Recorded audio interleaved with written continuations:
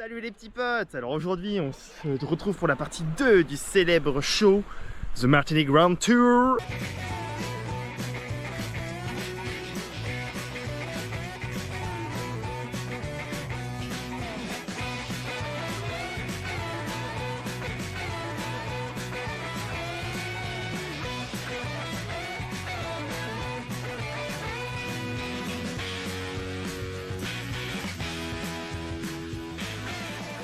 Et oui, alors on est aujourd'hui à L'Anse-du-Four, non, L'Anse-Noire, qui est à côté de L'Anse-du-Four. En fait c'est juste, L'Anse-du-Four c'est juste de l'autre côté de ça.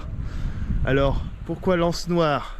Facile, hein, le sable est noir, la pierre est noire, et les pélicans, regardez-moi ça, les pélicans ils sont, et les pélicans bah ils sont gris. Oh, quoi qu'il y en a un noir là-bas, bref. Donc voilà, bienvenue ici et aujourd'hui, dans The Martinique Grand Tour, on va parler du rhum. Et oui, du rhum les amis. La partie 2, la partie du rhum. Ça va être génial, donc vous savez quoi? Eh ben on va aller à l'eau directement et on va vous parler du rhum dans l'eau.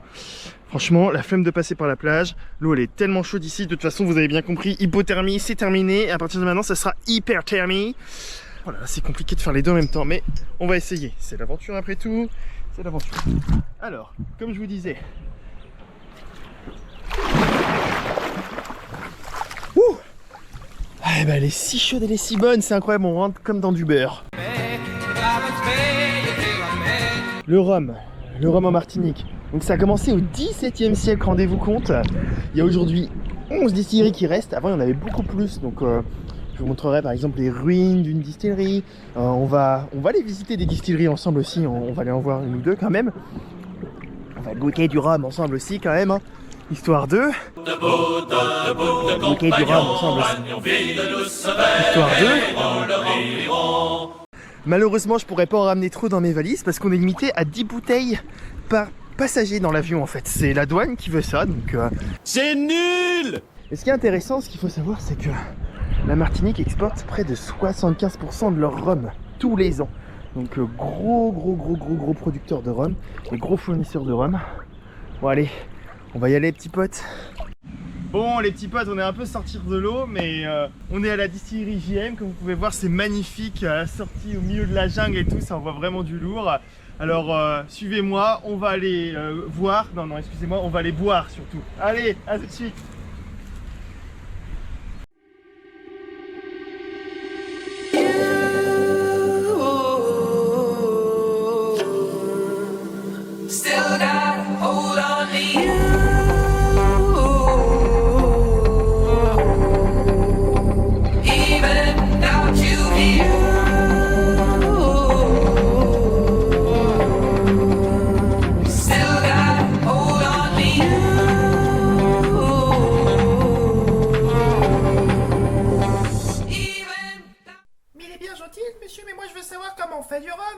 Bah attends ma petite, t'as même pas 5 ans et tu veux savoir comment on fait du rhum? Bah ouais mais c'est un peu chiant sinon. Donc, après la récolte et avoir amené la canne de sucre ici, ce qu'on en fait c'est qu'on extrait le jus. Donc... Mais dis maman, c'est quoi de la canne à sucre? Mais tu vas te taire mon dieu, arrête de toucher mon écran et laisse le monsieur parler. De la canne à sucre, donc ça, à l'origine ça vient de l'Asie du Sud-Est. Et en fait ça a été, dès que ça a été colonisé ici, ils sont venus en planter. Et bah vous avez vu, ça a joué un rôle assez dingue dans l'économie du pays, donc que ce soit avec le sucre ou avec le rhum. Voilà, donc voilà à quoi ça ressemble. Et c'est comme les palmiers, c'est des herbes géantes, voilà quoi. Vous avez compris le principe. Et même la canne à sucre, ça se mange, bah ça se croque. C'est un goût sucré. Aujourd'hui, en exclusivité, nous venons de nous rendre compte que la canne à sucre a un goût de sucre. Mais c'est meilleur en rhum. Hein.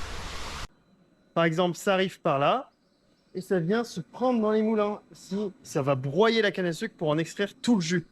Une fois le jus de canne récupéré, on le met dans les cuves à fermenter pendant quelques jours pour avoir du vin de canne. Donc c'est titré à 4 degrés d'alcool.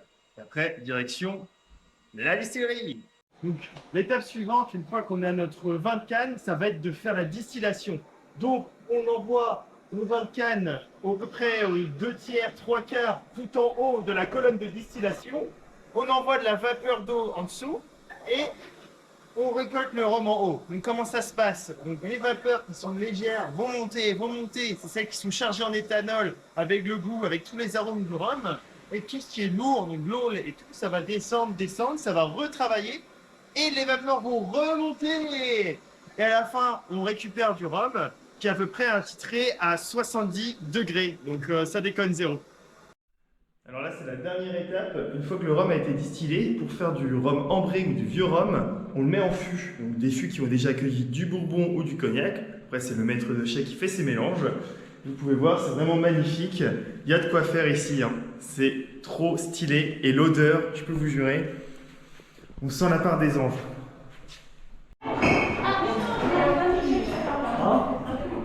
Et place à la dégustation. Alors JM, jardin fruité. Au point. Vieux rhum. On sent la différence, il est plus puissant, on va dire. Very Special All Product. Ce qui est vachement bien, c'est que une distillerie, 5 ou 6 bouteilles de rhum minimum. Oh, celui-là il est frais, il est doux. A few moments later. Alors là, on est avec mon pote monsieur Jean-Marie Martin qui a fait la distillerie en 1845. C'est après la dégustation, vous m'excuserez les gars.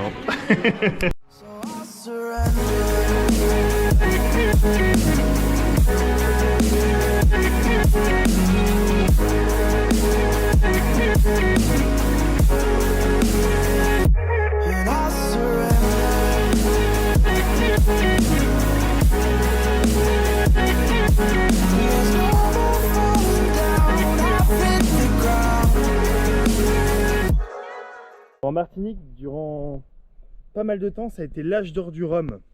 Donc il y avait plein de distilleries, beaucoup plus qu'aujourd'hui, et des toutes petites.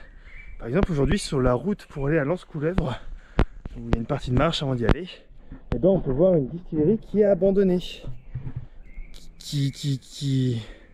Donc on peut voir le matériel qui est restant, avec la machine à vapeur, la maison du contremaître. Au loin, on peut voir l'ancienne cheminée, là où ils distillaient le rhum, l'endroit où ils écrasaient la canne à sucre pour récupérer le jus. Donc c'est vraiment assez impressionnant de voir ça au milieu de la forêt. Toutes les petites distilleries qui pouvaient exister en fait. Les petits potes, on est à l'habitation Clément là, donc pareil, très belle et grande habitation où ils font du rhum. Et il y a un super parc, il y a un petit musée aussi d'art moderne et d'art contemporain, c'est bien chouette. Et comme vous pouvez le voir, j'ai mon petit autocollant, donc je suis rentré de façon tout à fait légale. Et avant tout ça, je veux vous montrer... Bon. C'est sans doute un poison, ouais. Un figuier maudit. Et un mambin, un truc de mambin. On a parlé avec une pote qui... Et voilà. C'est trop stylé. Il y a un mur au bout du figuier, c'est incroyable. Voilà. Bon allez, je vous reprends tout à l'heure pour vous montrer des œuvres d'art et pour aller picoler du rhum.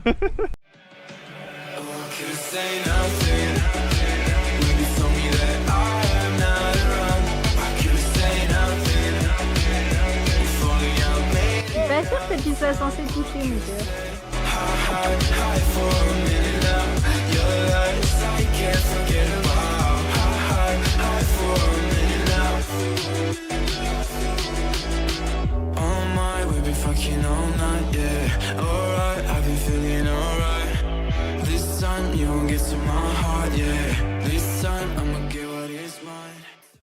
Et dans cette case, la case de l'économe, il y a George Bush et père et François Mitterrand qui se sont rencontrés pour un sommet franco-américain. Ça, c'est une page de l'histoire, dis donc. Canne bleue 2021. Il est excellent. Festif argent. Un petit assemblage pas mauvais. Cuvée de mer.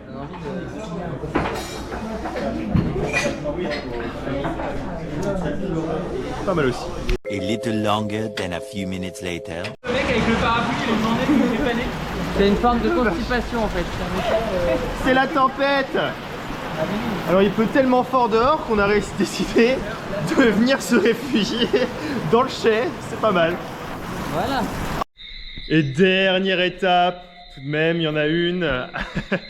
La vraie dernière étape, c'est l'embouteillage. Alors là, on peut voir quelque chose d'ultra automatisé chez Clément. C'est pas le cas dans toutes les distilleries, mais ici c'est le cas et c'est incroyable de propreté et de classe en fait, en quelque sorte, je pourrais dire. Hein. Regardez-moi ça. Très stylé. Bon, voilà la vidéo sur le rhum. J'espère qu'elle vous a plu. N'hésitez pas à liker, à appuyer sur la cloche, à commenter et tout ce qu'il faut, hein, les petits potes. À la prochaine pour la partie 3 et bisous. Vous y allez quand vous voulez. De toute façon, je peux couper au montage alors. Salut les débutantes. Alors, comment vous avez trouvé l'invitation Clément? C'est tout génial. Et qu'est-ce qui vous a plu? Et qu'est-ce que vous avez préféré du coup? Le rhum. Le rhum.